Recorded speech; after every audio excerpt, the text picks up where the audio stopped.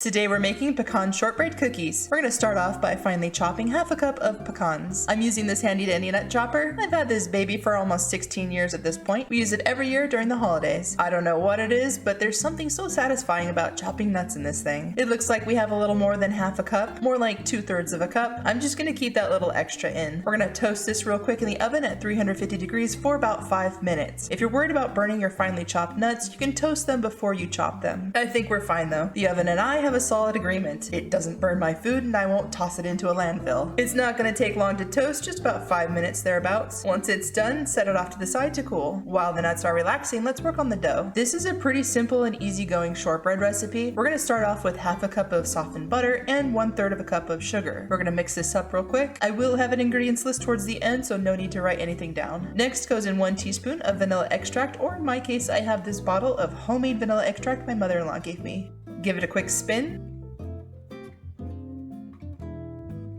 If your chopped nuts have completely cooled down, now would be the time to add them in. For some reason, I decided to mix them in by hand. I don't know why. Toss in 1 cup of all-purpose flour, followed by 1/8 of a teaspoon of salt. And that's it. We don't need any baking soda, powder, eggs, nope, nada. We're gonna mix this up until it starts to come together. Since this is a shortbread cookie, the dough is gonna look kind of crumbly, but you should still be able to form it into some sort of shape with your hands with relative ease. The instructions say we're gonna roll this up into a log with cling wrap, toss it in the freezer for 30 minutes, and then into the fridge for another 30 minutes. That seems like a lot of waiting. I don't want to wait that long for a cookie, so we're going to do a quick experiment. We're going to roll this small bit of dough into a ball, flatten it, bake it, and see how it compares to the rest of the cookies baked per the instructions. Into the oven at 325 degrees for 15 minutes. While that's in the oven, we're going to continue with the recipe the way it was written. Grab your cling wrap, place your dough in the middle, form it into a log, and give it a quick spin into the freezer for 30 minutes, followed by the fridge for another 30.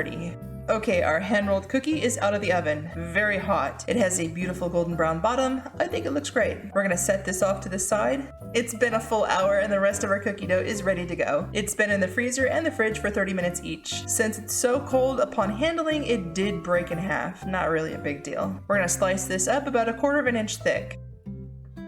Place them on a parchment-lined baking sheet into the oven at 325 degrees for 15 minutes. Okay, let's compare cookies.